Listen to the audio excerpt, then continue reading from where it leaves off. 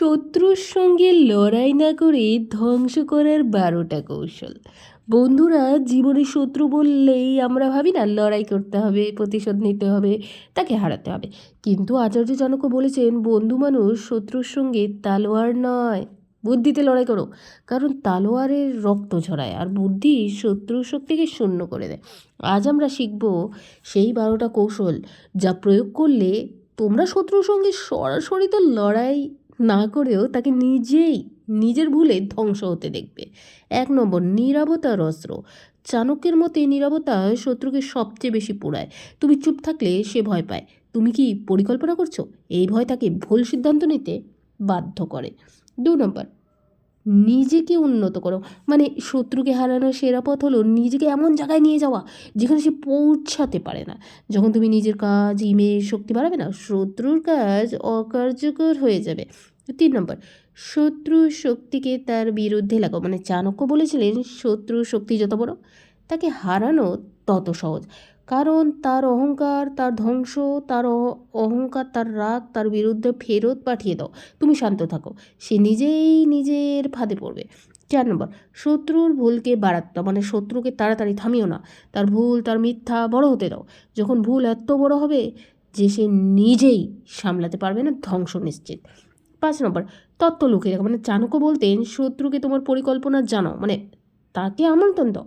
তোমার কাজ, ভাবনা, ভবিষ্যৎ সব লুকিয়ে রাখো। অর্ধেক লড়াই এখানেই জিতে যাবে। 6 নম্বর, কাছে রেখে দূরে রাখো। মানে সব শত্রুকে দূরে রাখা উচিত নয়, কিছু শত্রুকে এত কাছে রাখো যে সে নিজেই পরিকল্পনা তোমাকেই বলে ফেলবে।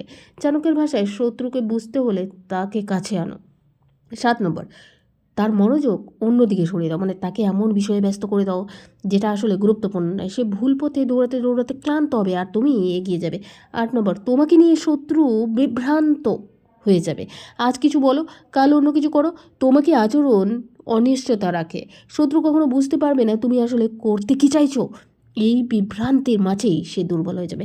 9 নম্বর, সময়ের অপেক্ষা করো। মানে সব আক্রমণের সঙ্গে সঙ্গে করতে নেই। চাণক্য বলতেন, সময় সবচেয়ে বড় অস্ত্র। শত্রু যখন দুর্বল, ক্লান্ত বা অসচেতন, তখন একটি পদক্ষেপ যথেষ্ট। 10 নম্বর, শত্রুকে শক্তিশালী করো। মানে শত্রুকে সরাসরি লড়াই না, তোমার বিপরীত পক্ষকে একটু শক্তি দাও। তোমাকে না লড়াইও দুই দিক থেকে চাপ খাবে।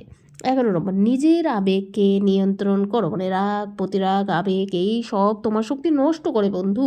তুমি যখন নির্ভীক, শান্ত, স্থির, শত্রু তখন ভয় পায়, কারণ সে বুঝতে পারে না তোমার পরের পদক্ষেপ কী হবে। 12 নম্বর, শেষ অস্ত্র, নিজেকে অপ্রয়োজনীয় করে দাও। মানে চাণক্য বলেছেন, যেখানে প্রয়োজন নেই সেখানে শত্রু থাকে না। তুমি যদি নিজেকে এমন জায়গায় রেখে দাও যেখানে সে তোমাকে আঘাত করেও কোনো লাভ পাওয়া যায় না, সে ধীরে ধীরে আগ্রহ হারিয়ে দুর্বল হয়ে পড়বে। বন্ধুরা, শত্রুর ধ্বংস মানে তাকে মারতে হবে না, হারাতে হবে না। চাণক্যের মতো শত্রুর ধ্বংস তখন হয় যখন সে নিজেই নিজের ভুল ভেঙে পড়ে।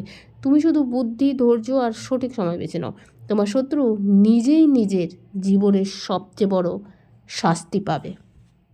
বন্ধুরা, ভিডিওটি যদি ভালো লাগে একটি লাইক অবশ্যই করে দাও, আর পাশে থাকা নোটিফিকেশন বেলটিকে অন করতে ভুলবে না।